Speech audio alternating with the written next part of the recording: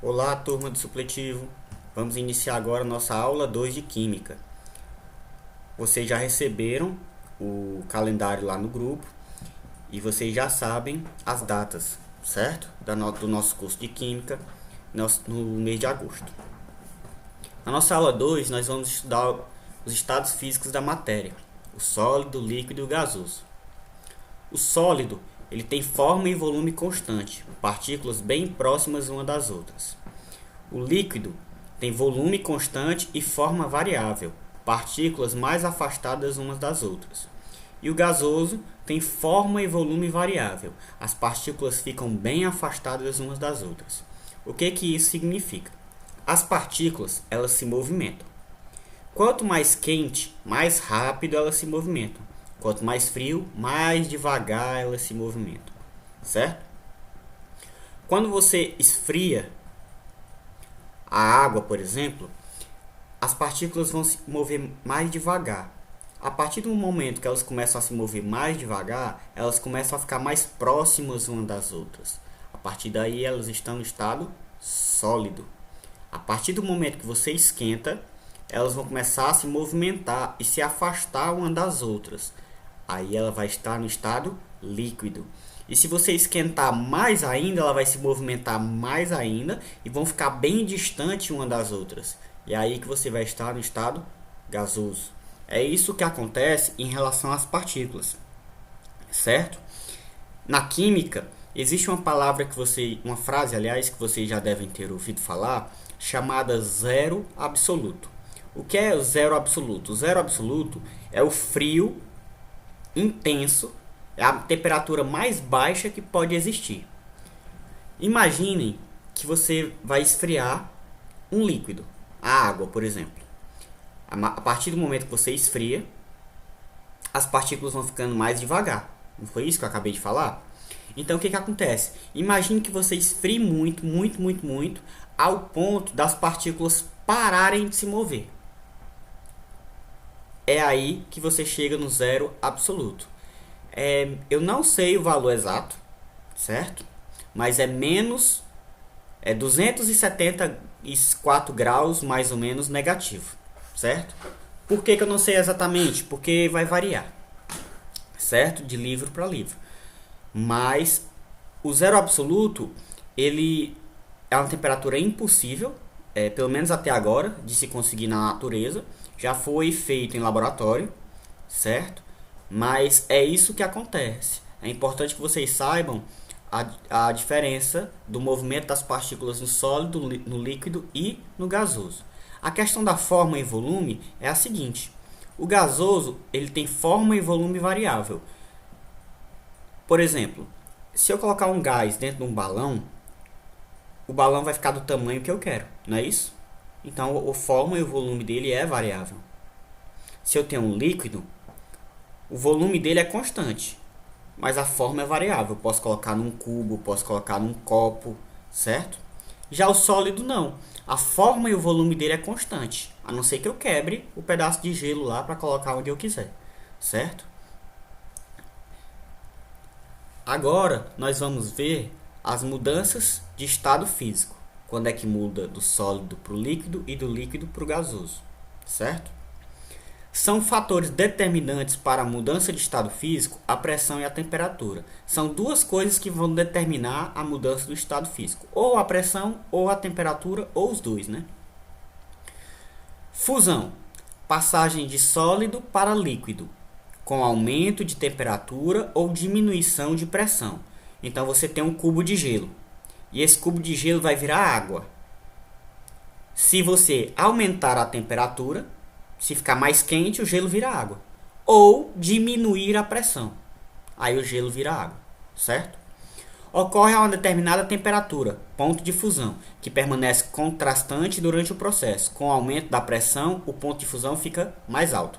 O ponto de fusão é aquele momento onde o gelo vira água, certo? É o ponto de fusão. Solidificação. Passagem de líquido para sólido. É o contrário. Ó.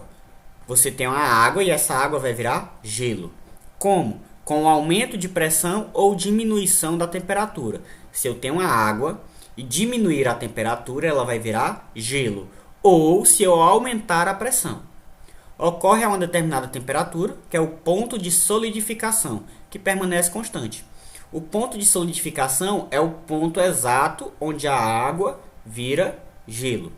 O ponto de solidificação e o ponto de fusão, eles vão variar de substância para substância, certo? Entretanto, como referência, nós vamos usar a água, porque é mais palpável. Nós usamos no nosso cotidiano, então fica mais fácil de entender. E por último, a vaporização, que é a passagem de líquido para o gasoso, com aumento de temperatura ou diminuição de pressão. A vaporização ela pode ser de 3 tipos: a evaporação, a ebulição e a calefação, certo? Imaginamos que a gente tem a água, e essa água, se a gente esquentar, ela vai virar vapor, certo? Se a gente esquentar, ela vai virar gás, com o aumento da temperatura, porque vamos esquentar, ou diminuição da pressão, certo? Se diminuir a pressão, a água vira gás. Existem 3 tipos de vaporização: a evaporação, que é o processo lento na temperatura ambiente. Como exemplo, o álcool. Se deixarmos o álcool aberto, ele vai evaporar. Se você abrir o álcool, tirar a tampa, deixar ele lá e depois de várias horas você voltar, não vai ter mais álcool. Ele evaporou, certo? A ebulição, que é o processo mais rápido, com agitação e formação de bolhas. A ebulição é simples. A água, quando você coloca no fogo e deixa lá, você esquece que ela está lá, essa água vai virar vapor, certo? É o processo de ebulição. E a calefação, que é o processo muito rápido, ele é instantâneo. Quem é motoqueiro sabe. Às vezes você já derramou água no motor da moto ou na descarga e do nada faz aquele barulho tss, e ele evapora, certo? É o processo de calefação, é instantâneo. Encostou a água na superfície muito quente, evaporou bem rápido. É o processo de calefação. Lembre que ponto de ebulição é a temperatura em que ocorre a ebulição. Ela é constante durante o processo. O ponto de ebulição aumenta com o aumento da pressão, certo? O ponto de ebulição da água é o momento onde acontece a ebulição. É onde ela vira, a água líquida vira o gás, o vapor, certo? A evaporação da água tanto é mais rápida quanto maior a superfície. Maior a ação dos ventos e menor a umidade relativa do ar. A substância que nas condições naturais mantém-se no estado gasoso é chamado de gás. Naturais é líquida ou sólida, mas em condições especiais pode passar para o estado gasoso.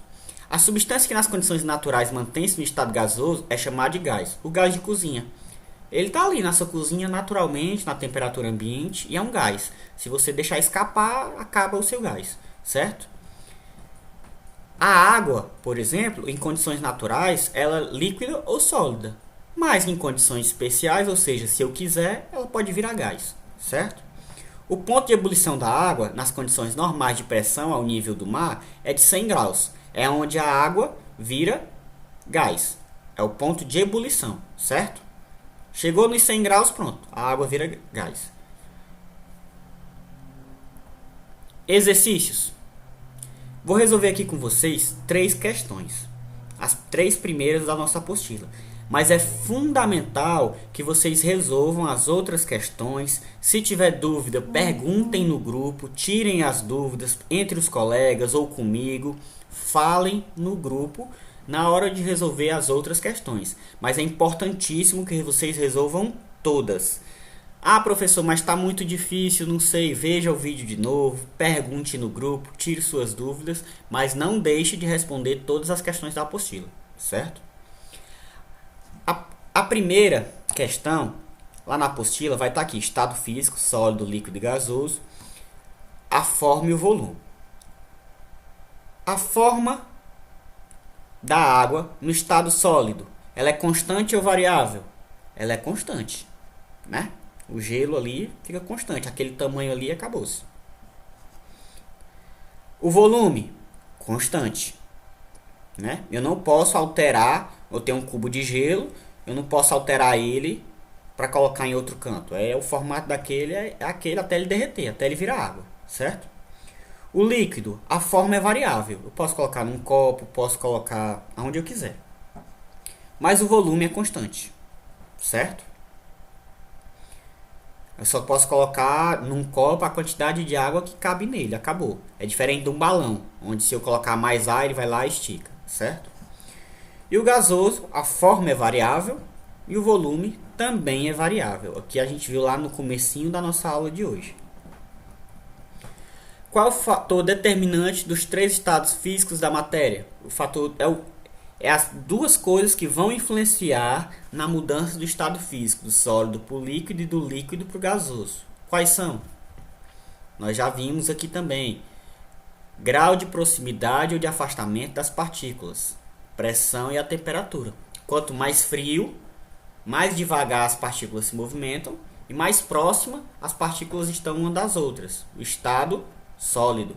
Quanto mais quente, mais elas se movimentam e mais distante elas estão umas das outras. Então é o estado gasoso. E o meio termo é o estado líquido, nem muito distante uma das outras e nem muito perto, certo?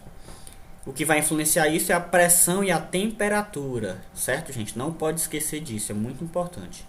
E por último, a matéria pode mudar de um estado físico para o outro. Quais os fatores responsáveis por isso? Temperatura e pressão.